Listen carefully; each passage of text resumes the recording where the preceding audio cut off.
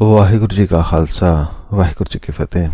संगत जी, सिखों में सबसे ज्यादा पढ़ी जाने वाली वाणी कौन सी है? हमें लगता है कि सबसे ज्यादा शायद जपजी साहब, सुखमनी साहब या कोई और वाणी को पढ़ा जाता होगा, पर सच तो यह है कि सबसे अधिक जिस वाणी को पढ़ा जाता है वह है आनंद, जिसे आनंद साहिब कहा जाता है।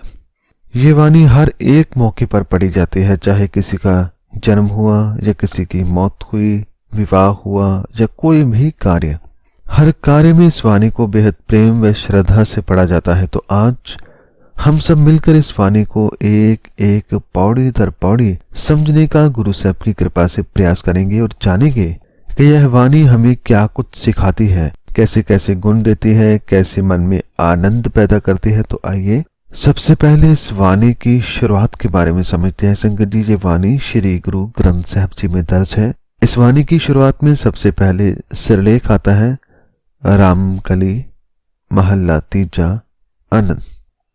रामकली एक राग का नाम है। जैसे कि श्री गुरु ग्रंथ साहब जी में बहुत सारे राग हैं जिनका नाम सिरलेख में आता है, जिससे पता चलता है कि गायन करने वाले रागी सिंह को किस राग में शब्द का गायन करना है।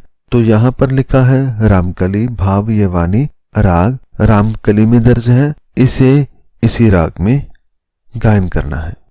इसके बाद है महल्ला तीजा भाव। इस दूसरे हिस्से से पता चलता है कि ये वाणी का कर्ता कौन है।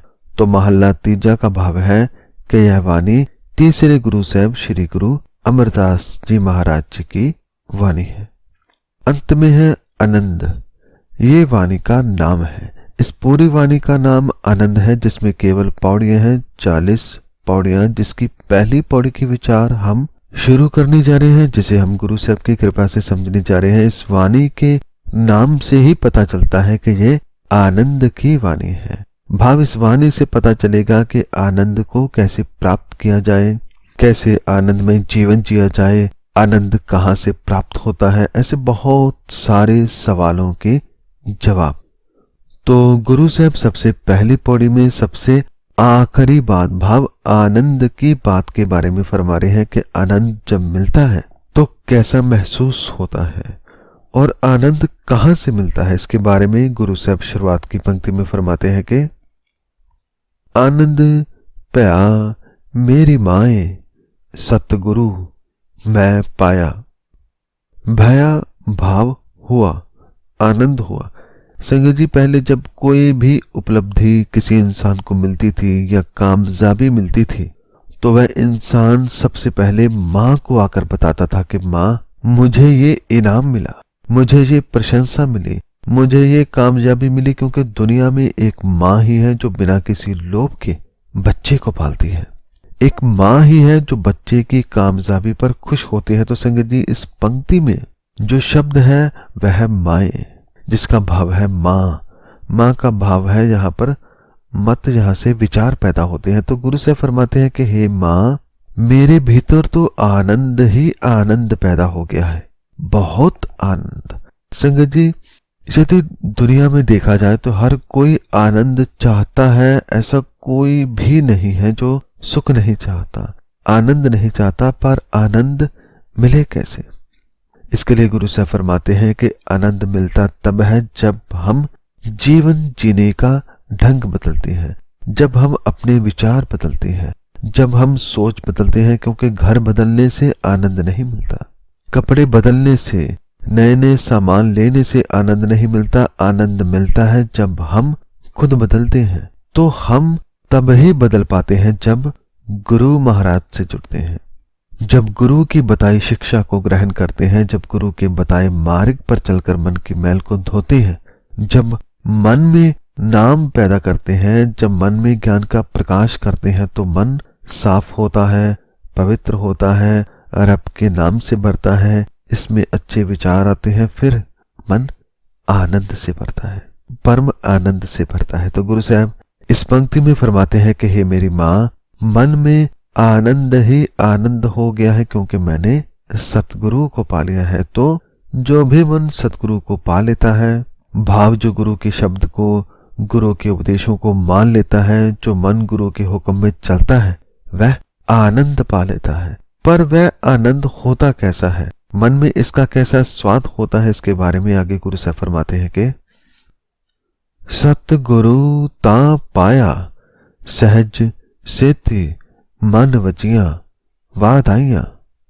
संगत जी, आनंद को हम कई जगहों से ढूंढते हैं, लेकिन आनंद ना किसी स्थान से मिलता है, ना किसी वस्तु से मिला, ना किसी बाजार से मिला। आनंद कहां से मिला? गुरु से। और सतगुरु जब मिला तो केवल आनंद नहीं मिला, फिर तो सेति भाव साथ में सहज भी मिला। संगत जी, मन में आनंद तभी ठहर सकता है जब मन में सहज हो, अडोलता हो। जो मन कदम कदम पर डोल जाता है वह न सहज पा सकता है न आनंद। तो गुरु साहब फरमाते हैं कि मन में आनंद आने से क्या कुछ होता है?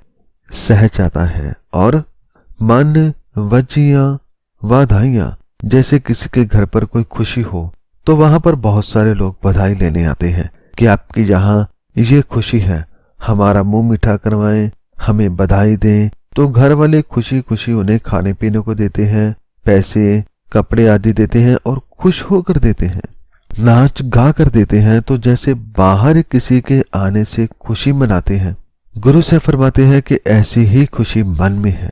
मन में भी बधाइयां दी जा रही हैं, मन में भी बधाई के राग बज रहे हैं, नगारे बज रहे हैं, ढोल बज रहे हैं। और क्या क्या हो रहा है, कौन कौन गा रहा है, इसके बारे में गुरु साहब आगे वाली पंक्ति में फरमाते हैं कि राग रतन परवार परियां शब्द गावण आइयां।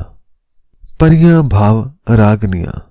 संगत जी, आज के दौर में तो खुशी मनाने के लिए बहुत तरह के गीत संगीत हैं, परंतु पहले खुशी भी रागों में गाकर मनाई जाती थी।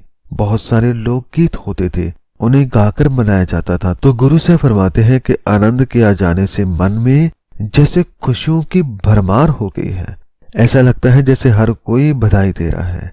राग रतन भाव, रत्नों जैसे कीमती राग, सुंदर राग अपने परिवार भाव अपनी रागनियों के साथ मेरे मन में आ पहुंची हैं। और शब्द गावन आइया, और वह सब राग रागनियां क्या करने आए हैं? गीत गाने, शब्द गाने। किसके? अकाल पुरख के, परमात्मा के। तो गुरु साहब इस पंक्ति में फरमाते हैं कि सुंदर राग अपने परिवार और रागनियों सहित मेरे मन में जैसे प्रभु की सिफ्त सलाह के गीत गाने आ गए हैं। तो ऐसे मन में खुशी का माहौल है कब? जब मन में आनंद आया। और आनंद अकेला नहीं आया, अपने साथ और भी बहुत कुछ लाया। इसलिए संगत जी, यदि हमें भी आनंद चाहिए कहना भी गलत है। आनंद तो हर कोई चाहता ही चाहता है। तो आनंद के लिए सबसे पहले मन को गुरु के हवाले करना है। मन जब गुरु के ज्ञान प्रकाश से मन की मैल दूर करके पवित्र होता है, तभी मन में आनंद पैदा होता है, मन में खुशियां आती हैं, मन में राग बजते हैं। तो आओ गुरु को, भाव गुरु के शब्द को, उपदेशों को मन में बसाएं। जैसे कि गुरु साहब आने वाली पंक्ति में फरमाते हैं कि शब्दों ता गाओ हरि केरा मन जिनी वसाया। शब्दों को तो गाएं, उनका गुणगान तो करें, पर शब्द किसके गाएं? हरि केरा, हरि के, परमात्मा के, ईश्वर के। गुण मेरे नहीं गाने, गुण गाने हैं अकाल पुरख के। क्योंकि जैसे सतगुरु मिल गया है वह फिर मन से मैं ही मिटा देता है। वहां जो बचता है वह केवल और केवल रब है। तो गुण गाओ, शब्द गाओ तो हरि के। और जिस किसी ने भी शब्द को मन में बसा लिया है, गुरु के ज्ञान को, सिफ्त सलाह को, हुक्म को मन में धारण कर लिया है, जिसने उसके शब्दों को गाया है, उसने समझो आनंद प्राप्त कर लिया है, उसने समझो घर बैठे ही सुख प्राप्त कर लिया है। तो गुरु साहब इस पंक्ति में फरमाते हैं कि हे भाई, तुम भी प्रभु की सिफ्त सलाह के गीत गाओ। जिसने सिफ्त सलाह के शब्द मन में बसाए हैं, उनके अंदर संपूर्ण आनंद पैदा हो जाता है, परम आनंद पैदा हो जाता है।